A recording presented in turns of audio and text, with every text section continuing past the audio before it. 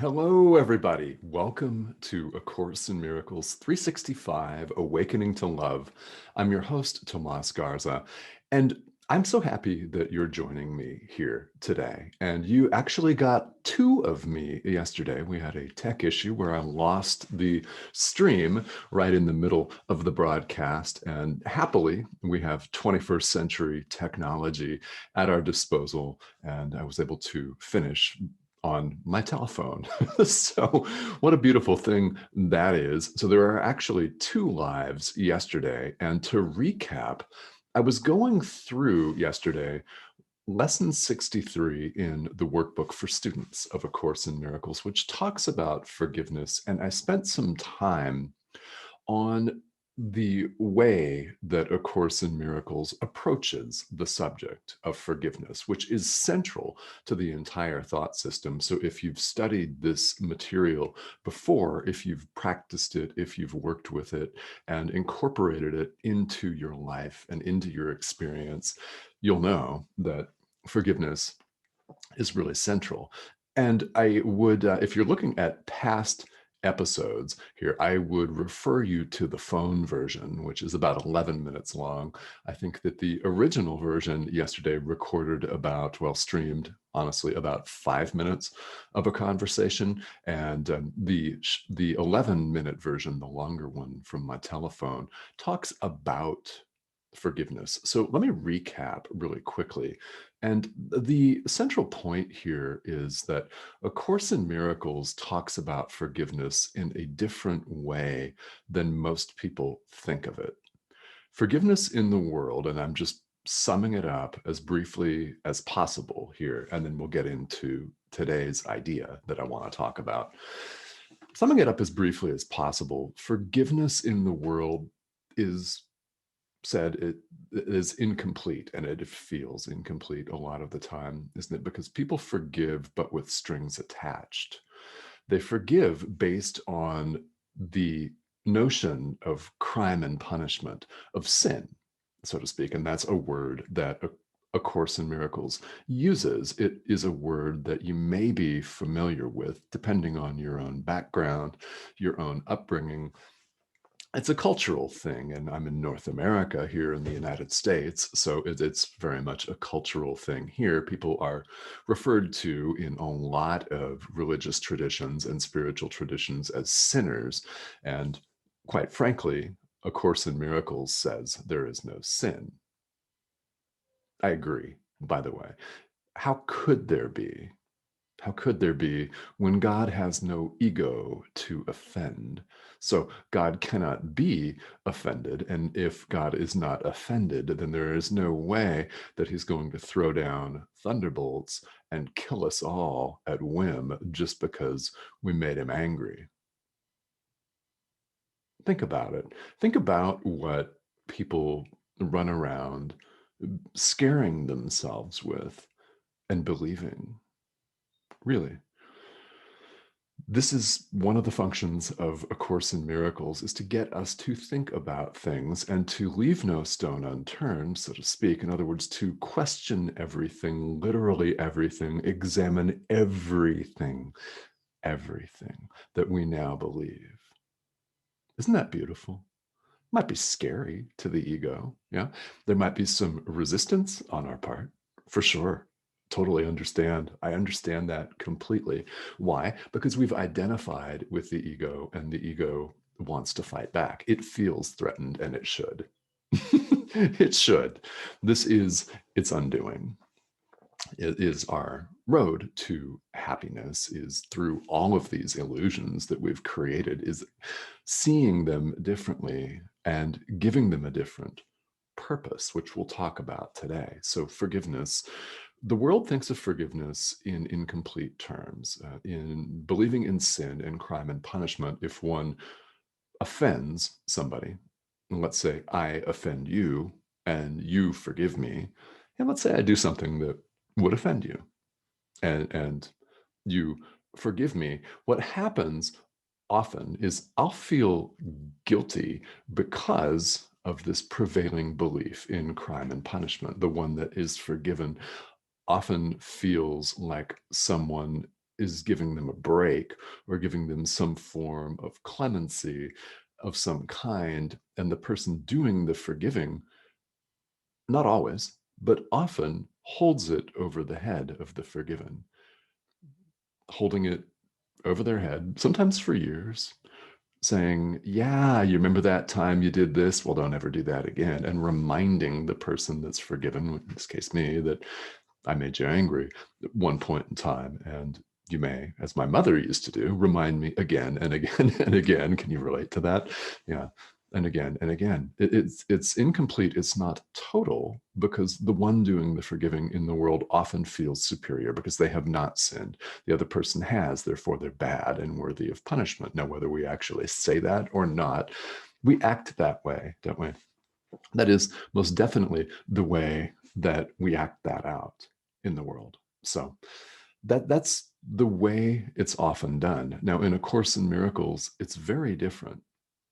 Having said already that there is no such thing as sin, all of the actions that a person does in the world, everything that you and I do, is either an expression of love or a call for love. I've said throughout, and I'll say again today on this live stream, that we have a choice in the present moment between love and fear. We can express love, or we can express fear, or attack thoughts, as the Course calls them. We can indulge in blame, in separation, in instilling a sense of lack in ourselves, in somebody else. We have a choice. We literally can choose one or the other. One leads to happiness, the other unhappiness. Yeah, we're either, so therefore, when someone is acting in the world, when they're typing on social media, and we all see posts that we have to wonder what the person doing the posting was thinking, and whether they thought they were going to alienate all the people that they alienate by just expressing their opinions because they can. And we all have countless examples of that. So either someone's expressing love, or they're putting out a call for it. So bad behavior is seen, rather than a sin and worthy of punishment and condemnation, as a call for love. It's very different. Someone misbehaving, if you see that as a call for love, what is the appropriate response? It's to extend love. It is. It's to extend love. That is forgiveness as A Course in Miracles sees it. And in the last few lessons, we have seen that this is our function in the world. We've seen that we are the light of the world, and that forgiveness is our function in the light of the world. Yesterday, in our dual broadcasts, we looked at the idea that our forgiveness brings peace to every mind, and that is our job. So lesson 64 follows right up on that, saying, let me not forget my function. Critical, right? This is very important. Every workbook lesson is important. The most important workbook lesson is the one that you're looking at right now, today. Of course, the present moment is all we have. But if you were to pinpoint certain workbook lessons that are really, really critical, where if you really want to pay attention today, that's lesson 64 is among those. Let me not forget my function. Well, why is that so important? The world throws it all at us, doesn't it? We seem to live in a world of chaos. We're still in the middle of a pandemic. No matter where you live, you've been affected by this over the past year, and you may still be experiencing restrictions and lockdowns and shutdowns. And you may live someplace like I do, where there aren't very many of those left anymore, yet we're all still living with the situation as it is, globally. So the world seems to be ruled by chaos. I mean, we're just living in a perfect example. 10 years from now, there could be a whole different example. Maybe it's not a pandemic, maybe it's something else. You just never know. It seems to be really chaotic. And what is the function of the world, really? And how often do we actually ask ourselves that question? A Course in Miracles asks that, and it has us ask that of ourselves, which is very, very beautiful. Why? Because it gets us thinking a different way. If you would question everything that you now believe, literally everything, leaving nothing as it is, then there would need to be some different ideas put in front of you, right? Different ideas presented to you. That's what the workbook for students gives us, is a series, sequential series of 365 different ideas that we sit with and practice in various ways to get accustomed to them so that we can choose love, choose peace in the present moment, and choose it again in the next moment. Yes, the world attempts to distract us. That's what it seems like in all of the chaos that we live in. Is it's real easy, isn't it, for us to be caught up in what we see in the news, or what someone who's afraid says in the news or on social media. There are all kinds of things that are there to distract us from our purpose of forgiveness, from our purpose of choosing love and seeing everyone in the world as either expressing love or putting out a call for love, not worthy of punishment, but putting out a call for love. Kind of like a small child may misbehave. What are they really doing? Well, yes, they're looking for attention, and they'll get attention one way or another, but really it's a call for love. You could see it that way. Our function is to forgive, and let us not forget that. So we need spiritual practice, don't we? We need Enlightened World Network. We need meditation.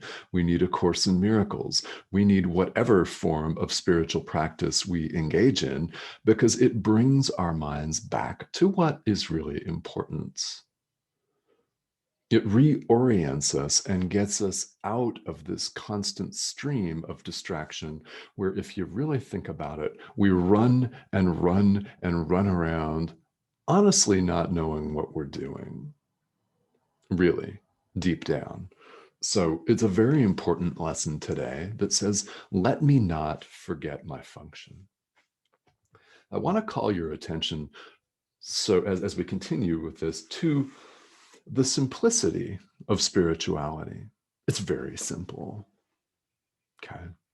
It's very simple, no matter what the outward appearances may be, no matter what the actual practices or rituals or prayers or readings or activity may look like for you. Spirituality is very, very simple.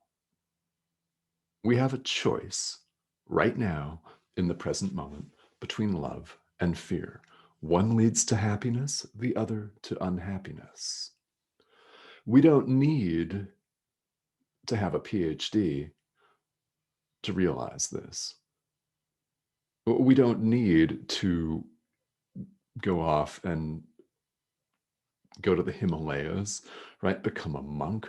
We don't need to change what we're doing in the world to realize this. We can stay right where we are and realize that our choices right now in the present moment lead us to happiness or unhappiness. It's that simple. And we have the power to make worlds. We've seen that on this live stream, and this is worth repeating again and again until each of us takes this to heart. We are powerful, more powerful than we imagine.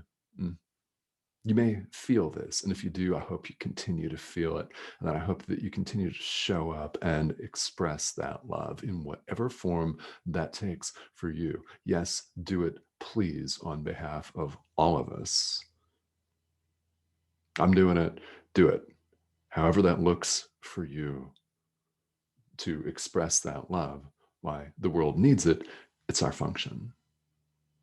Now, A Course in Miracles pays specific attention to practices like forgiveness, and we will come back and we'll talk more about forgiveness at length in different live streams here, because it comes up again and again in the text of A Course in Miracles. It comes up again and again in the workbook.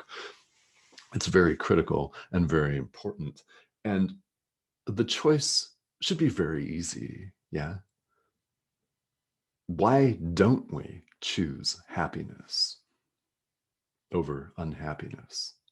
And if you need help making the choice in the present moment, ask. Ask your guides, ask the Holy Spirit, ask God, ask your neighbor, right? Ask your spouse. I mean, ask whomever. Yeah. I mean, it's certainly more effective if you ask someone who can't go wrong, like your guides. Yeah.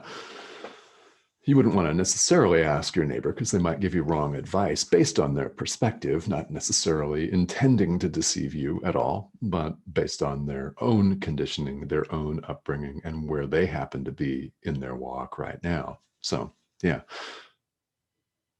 Does this lead to happiness or does it lead to unhappiness? And if you need help choosing, ask for help choosing. It's available to you. It's available to you.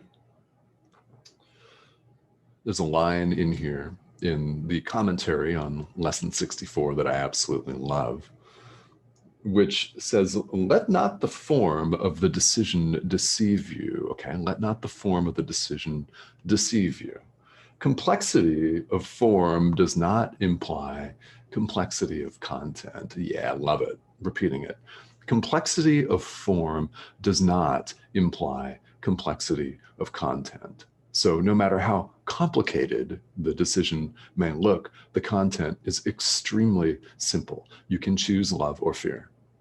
You can choose happiness or unhappiness, God or the ego, joy, sorrow, peace, chaos. It's that simple. Literally, we have the ability to completely remake our entire experience, and we're really not remaking it.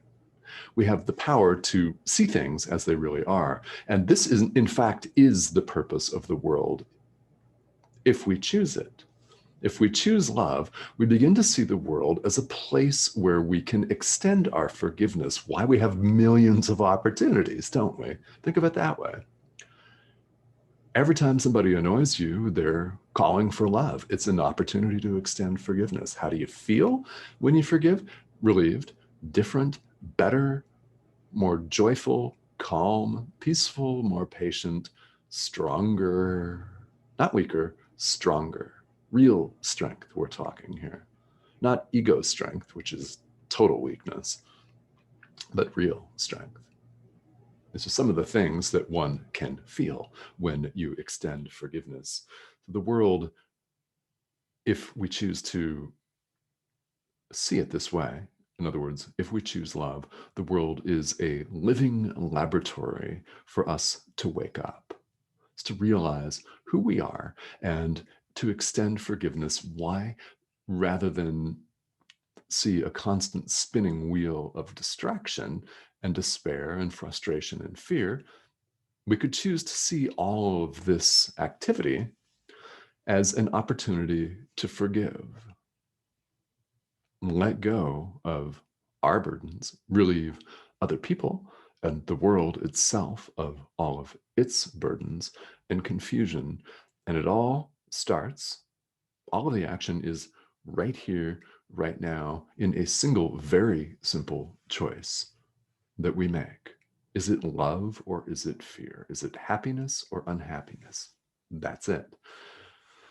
So that is all of world spirituality in a nutshell right there. And A Course in Miracles allows us, with activities like the workbook for students, to practice this.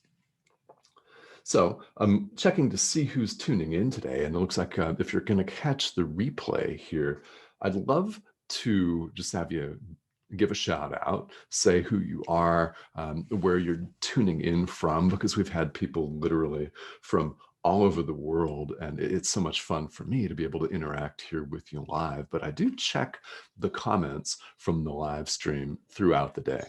So definitely please give me a shout out. Let me know that you're here. And thank you so much for tuning in. And we'll come back to forgiveness as it's talked about in A Course in Miracles again and again. We'll come back to it. All right. Because it comes up again in the workbook in various contexts, and it's so central to the thought system that it bears multiple, multiple lives. All right. So thank you all for tuning in. This has been A Course in Miracles 365, Awakening to Love, and I'll see you again here tomorrow.